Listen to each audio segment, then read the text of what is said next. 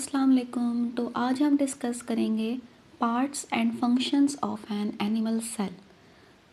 अब इस टॉपिक में हमने देखना है सबसे पहले कि सेल की डेफिनेशन क्या होती है, फिर हम देखेंगे कि उसके जो एनिमल सेल्स हैं उसके पार्ट्स क्या हैं, और एंड पे हमने देखना है कि इसके हर जो पार्ट है उसके फंक्शंस क्या हैं।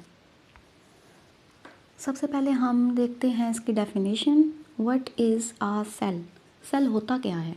It is a small compartment that holds all of the biological equipment necessary to keep an organism alive. जैसा कि हमें पता है कि यूनिट ऑफ लाइफ जो है वो सेल है।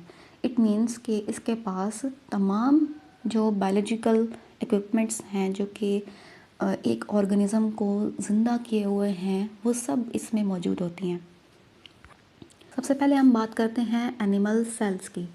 एनिमल सेल्स जो हैं वो यूकेरियोटिक सेल्स हैं जिनके पास न्यूक्लियस होता है और कुछ स्पेशलाइज्ड स्ट्रक्चर्स होते हैं जिन्हें हम ऑर्गेनेल्स कहते हैं। अब हम डिस्कस करते हैं इसके पार्ट्स की और उनके फंक्शंस की। सबसे पहले हमारे पास cell membrane. Cell membrane surrounds the cell and is responsible for regulating what moves in and out of a cell. Cell membrane जो है इसने कवर किया होता है, तमाम इसके अंदर ऑर्गेनेल्स मौजूद होती हैं और ये रिस्पॉन्सिबल होता है कि किन जो है मटेरियल्स को इसने पास आउट करना है, वहाँ से गुजारना है कि वो या अंदर जाएंगी या बाहर मूव करेंगी। नेक्स्ट है nucleus. Nucleus contains most of the cell's genetic material. Genetic material nucleus में मौजूद होता है और ये क्रोमाटिन से फिल्ड होता है। न्यूक्लियस में न्यूक्लियोलस मौजूद होता है जिसमें राइबोसोम्स की सिंथेसिस होती है। राइबोसोम सिंथेसाइज होके जब न्यूक्लियस से बाहर जाते हैं तो अगर वो एंडोप्लाज्मिक रेटिकुलम के साथ अटैच हो जाएं तो एंडोप्लाज्मिक रेटिकुलम को रफ एंडोप्लाज्मिक रेटिकुलम कहते हैं।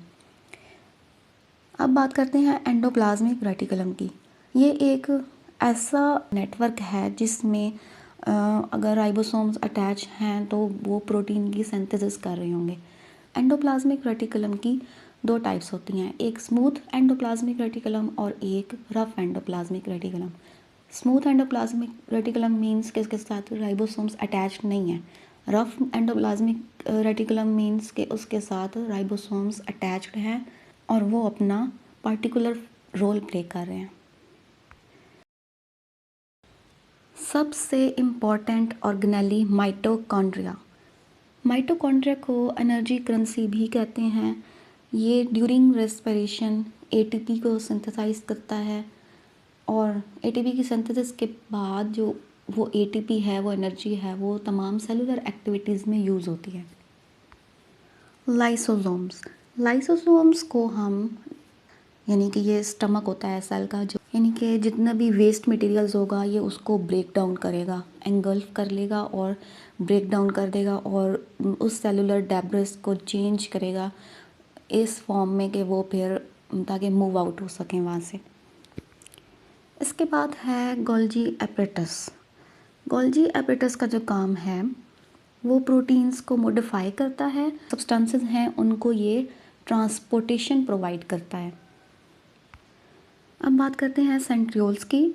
सेंट्रियोल्स हॉलो ट्यूब्स हैं जो ऑर्गेनेलिस को शेप्स प्रोवाइड करती हैं।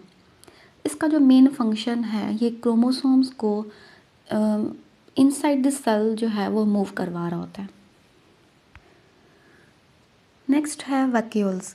वैक्यूल्स जो है इनक्लोज्ड कंपार्टमेंट्स हैं जो कि जिसमें वाटर फील्ड होता है, यानी कि उनमें ऑर्गेनिक और इनऑर्गेनिक मॉलिक्यूल्स प्रेजेंट होते हैं। Thank you very much. ये था आज का टॉपिक एनिमल्स।